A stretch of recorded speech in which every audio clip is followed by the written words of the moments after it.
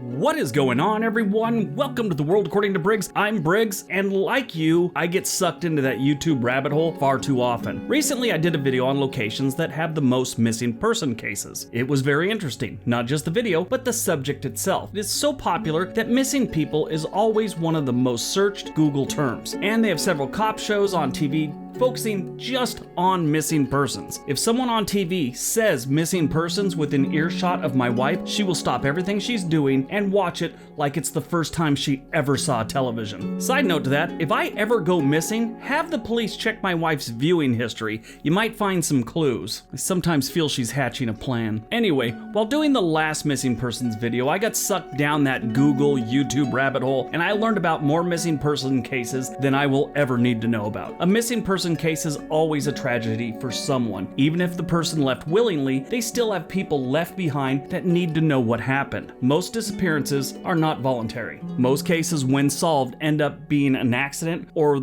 they were a victim of foul play. Starting this series off, I thought I would look at the missing person cases in Florida. Why, you ask? Because they have a lot of them. Not nearly as many as Alaska, that we'll get to later on, but they have a bunch. Now, as always, the pictures and the videos don't always match up perfectly. We do our best, but older cases have limited presence on the internet, so it's hard to find footage and pictures. But all our videos will be of Florida. That being said, let's take a look at my top 10 missing persons cases in Florida. Number 10, Curtis Goodman, 1989, Gainesville. In July of 1989, Curtis Goodman was a 31-year-old man living in Gainesville, Florida, and preparing to head to Miami to begin treatment for a severe intestinal condition which caused him extreme pain most of the time. However, he never arrived in Miami. A few days later, the police went to do a wellness check on Curtis at the request of his parents. He was nowhere around. His car was packed as if he was ready to go on a trip. The keys to the car were found on a desk inside the apartment. The medication Curtis took every day was left at home. His clothes, golf clubs, and bicycle were all packed in the car. His neighbors said they would see him walking around the neighborhood trying to get some sort of relief from the pain. He was last seen by his neighbors on July 15th, 1989. He withdrew $500 the day before he was last seen or heard from. There's never been a trace of Curtis Goodman. Now, while researching this one, I did find some people that believe a body found 2 months after Curtis Goodman's disappearance, about 2 hours away, is Curtis. The body matches up with Curtis in a few different ways. Height, weight, estimated date of death, both were Caucasian men between 30 and 50. No DNA was taken of the body found, and the body was never claimed, so it's buried, and they would have to exhume it if they could find out where they buried it in a mass grave to find out if it is Curtis. Curtis Goodman would be 61 years old now. Number 9, Terrence Williams, 2004, Naples. On January 12, 2004, 27-year-old Terrence Williams went missing from Naples, Florida. Williams, a native from Chattanooga, Tennessee, and father of 4 children, who had recently moved to Florida to be near his mother. Williams' roommate Jason Gonzalez says he spoke to Terrence on the phone on the evening of Sunday, January 11th. Williams had been at a party that night at a coworker's house and was heading home soon. Terrence didn't have a valid driver's license because of a prior DUI, and the registration on his car had been expired. He decided to drive to the party anyway. Gonzalez, the roommate, noticed that Terrence never made it home and became concerned and emailed Terrence's mother on January 13th about his concerns. The Williams family called the police and filed a missing person report. Now, by this time, Terrence's aunt had tracked down his car that had been towed from in front of the Naples Memorial Cemetery. They contacted the tow company, and the deputy who signed the form for them to tow it was Deputy Steve Calkin of the Collier County Sheriff's Department. Now, where it gets weird is they contacted the Sheriff's Department now, and he had never filed a report, and when asked about it, he had no memory of the situation. He had no memory of the tow, had no memory of Terrence, nothing. A few days later, Calkin's supervisor asked him to submit an incident report. The incident report said that he pulled over Mr. Williams for expired tags and arrested him for DUI and no license. Calkin said he changed his mind about the arrest and dropped off Terrence at a nearby Circle K. But an investigation revealed that surveillance video didn't back up Calkin's story. There's no sign of Williams or Calkin on the surveillance footage from the Circle K. Employees were interviewed and no witnesses could be found that placed Calkin or Williams at the Circle K. At this point, Marcia filed a complaint against Calkin and the Sheriff's Department. Terrence has never been found. Number 8, Felipe Santos, Naples, 2003. Felipe Santos was a Mexican national living illegally in the U.S. in nearby Immokalee, Florida. He had been living in the U.S. for 3 years, and at the time of his disappearance, he was sending money back to his family in Mexico. Santos was last seen on October 1st, 2003 at approximately 6:30 a.m. He was driving to work and was involved in a minor car accident in Naples. Deputy Steve Calkin cited Santos for reckless driving and driving without a license or insurance and placed him in the patrol car. Santos was last seen riding away with Calkins. Yes, the same deputy from number 9. Later that day, Santos' boss contacted the county jail to post bail for him. He was told that Santos was never booked, and he wasn't there. Calkin claimed that he changed his mind about the arrest because Santos was so polite and cooperative, he left him at a local Circle K and drove off. The other driver in the auto accident contradicted the report and stating that Calkin was totally pissed off about Santos' lack of documentation. He had said that he was tired of pulling people over that didn't have licenses. 2 weeks later, after Calkin submitted an incident report, the Santos family filed a missing persons report as well as a complaint against Calkins. The investigation cleared Calkins of any wrongdoing. Santos has not been seen or heard from since. Just a little he's no longer a deputy, and he is being sued right now for wrongful death by Williams' family. It's pretty sad. Number 7. Dolores Stanton, 1976, Gainesville. Dolores Stanton was a 21-year-old girl when she went missing on April 13th, 1976, from Gainesville, Florida. A lot of bad things seem to happen to college kids in Gainesville. You had Curtis Goodman on number 10 on this list, and then you had the Gainesville Ripper back in the 1990s, early 1990s. It's just not safe here for college kids. I don't know, it's weird. There really isn't a lot of information on Dolores. Dolores left home that day to go attend some classes at Santa Fe Community College. She never got to the college. Stanton is a native of Beaver Falls, Pennsylvania, and moved to Florida to attend college. She was known to hitchhike and is believed that that's what she did that day. And then they think that she got in the vehicle with the wrong person. Few details are available in her case, but they suspect foul play. It's been a lot of years.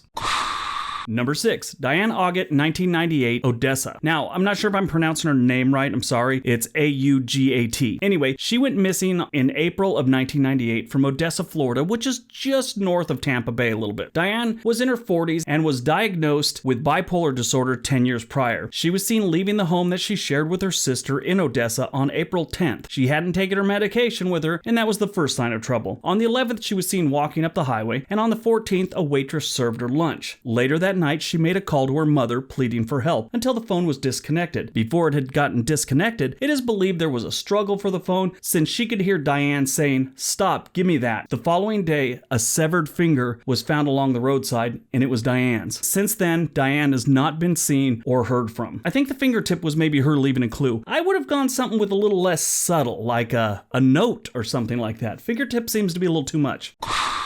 Number 5, Ben McDaniel, 2010, Vortex Springs. Ben McDaniel was a 30-year-old Tennessean diver who often visited his parents' beach house in Vortex Springs, Florida to go diving. In August of 2010, surf shop employees notified the police that a car had been left in the parking lot for the past 2 days. That car belonged to McDaniel. He had last been seen by 2 of those employees the evening of August 18th on a dive entering a cave 58 feet below the water surface. While he was initially believed to have drowned on that dive, his parents strongly believed that he was trapped in an inaccessible area of the cave system. No trace of him has ever been found. The family believes that the suspicious and supposedly accidental death of the Vortex Springs shop owner, Lowell Kelly, in 2011 is related to the case. Some theorize that Ben staged a disappearance to escape a troubled recent past that included a divorce and financial setbacks with a business. So, the guy had to be dealing with lawyers on a daily basis, and that's enough to drive anyone crazy. There were no real clues to this theory, though. It's not like the police found out he was Googling life insurance quotes or taking out second mortgages or anything like that. His parents have rejected the theory that he disappeared on his own. They point out that he left a dog and a girlfriend behind, and doubting that he would knowingly subject them to that level of grief, seeing that his brother had died just a couple years earlier. Nobody knows where Ben is.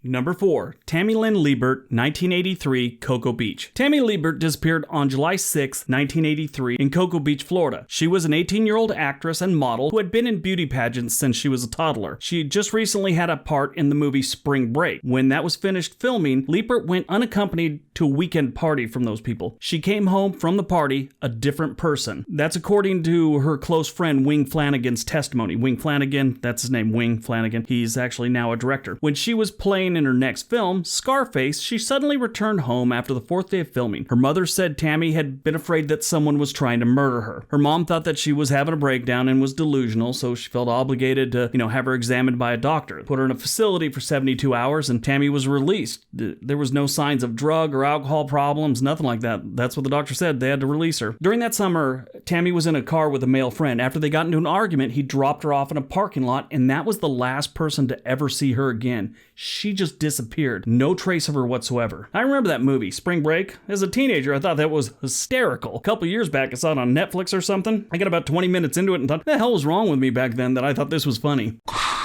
Number 3, Jennifer Kesey, 2006. Ocoee. Jennifer Kesey was living in Ocoee when she disappeared. She was last heard from on January 24th, 2006 after a phone call. But then the next day, she's believed to have left for work but never made it. Now, I remember this one really well. It was strange that she just flat out disappeared. There was only really one clue, and that was it. They really had nothing. Nobody knew, or still to this day, knows what happened to this poor girl. Her car was found less than a mile from the apartment. Now, there was a security camera in 2006. They weren't that great back then, and the camera that was there was only taking pictures every 3 seconds. Anyway, they were unable to identify the person who actually dropped off her car and then walked away from it. Jennifer Kesey has not been heard from since. The grainy picture of the car being parked and the person getting out of it is all they have to this day.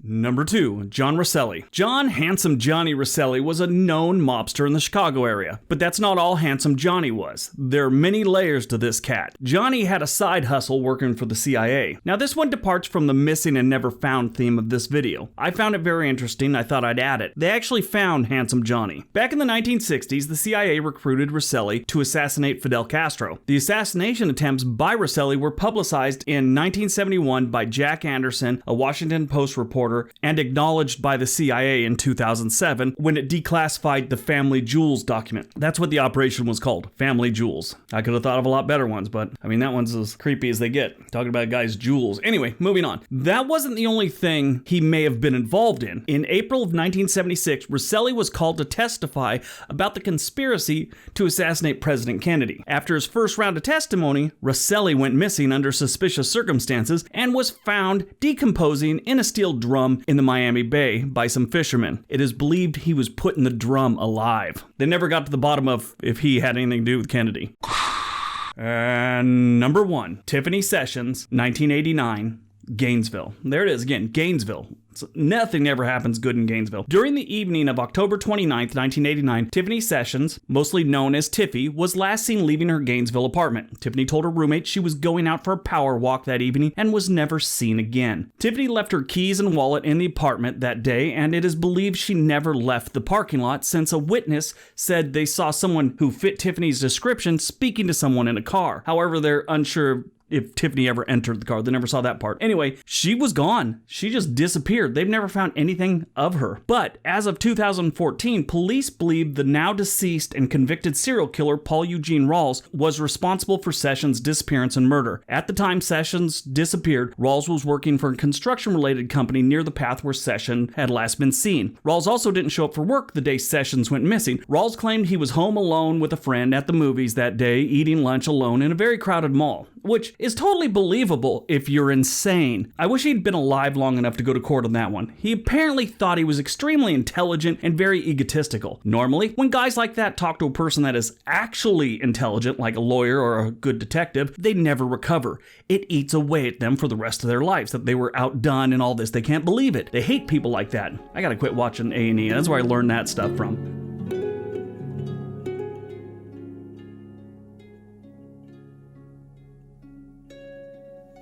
Alright, so that's my top 10 missing persons cases in Florida. I hope you guys enjoyed it. I hope you got some information out of it. I'll leave links below where if, it's been so long for most of these, there's probably no information out there. But if there's something you could ever add that's legitimate, they're always willing to take any kind of evidence, any kind of tips they can get. Anyway, don't forget all the links below. There are affiliate links like for Amazon things. If you click on one of those and buy something during that session, doesn't have to be what I have on there. I get a little kickback from Amazon, so that's always nice. I got my t-shirts for sale there. Don't forget to give this video a big thumbs up. Hit that subscribe button if you already haven't. And don't forget to hit that little bell notification so you know when I uploaded a video.